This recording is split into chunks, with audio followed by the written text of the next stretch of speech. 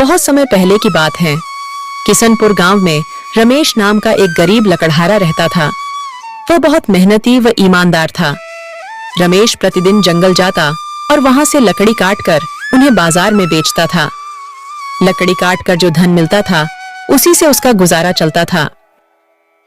सुनो जी, तुम कोई और काम क्यों नहीं करते हो? इससे हमारा सही से गुजारा नहीं होता है। क्या करूं? भाग्यवान कोई और काम भी तो नहीं मिल रहा है। अगले दिन रमेश लकड़ी खोजते खोजते घने जंगल में पहुंच जाता है। तभी उसे रास्ते में किसी की पुकारने की आवाज सुनाई देती है। रमेश पास जाके देखता है तो उसे एक जलपरी दिखाई देती है। कृपया मेरी मदद करो, मैं बहुत दिन से बीमार हूँ। लेकिन मैं भला तुम्हारी मदद कैसे कर सकता हूँ? तुम तो एक जलपरी हो। इसी जंगल कुछ मील दूर एक गुफा है। उस गुफा के अंदर एक जादुई गुलाब के फूल है। उसे लाकर मुझे दे दो, जिससे मैं ठीक हो जाऊंगी। रमेश जलपरी की बात मानकर उस जादुई गुलाब की तलाश में चल देता है। कुछ समय चलने के बाद वह उस गुफा के पास पहुंच जाता है। रमेश गुफा के अंदर जाता है।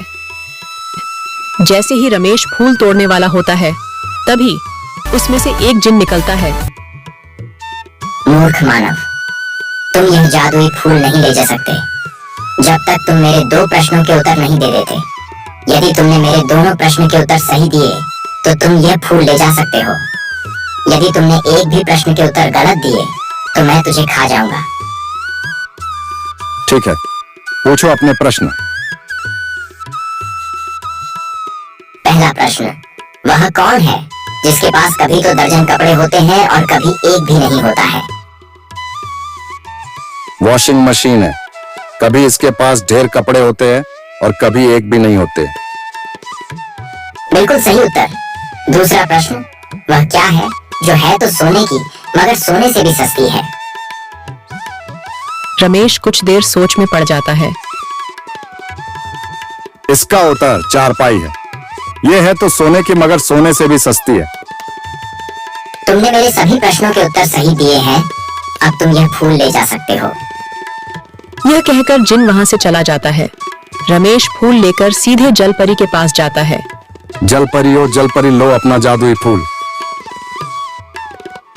जलपरी रमेश को मदद के बदले में उसे सोने के उपहार देती है और वहां से चली जाती है।